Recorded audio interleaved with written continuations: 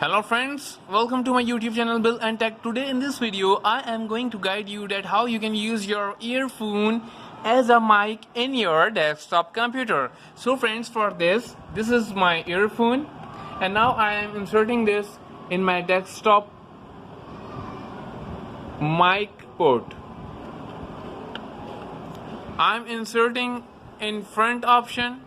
You can have these ports at the back side of your PC, but I am inserting it at front.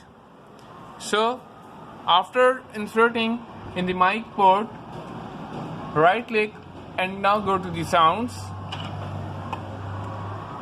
click on recording, right click here, go to the properties, click on levels, make the sound at higher level or the level you want, or you can also adjust microphone boost from here. I'm adjusting accordingly.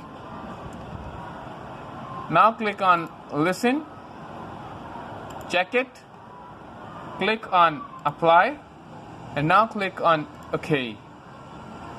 Now click on OK. So friends, now this earphone is working as a mic. See. And now see. Hello, hello, hello, hello, hello.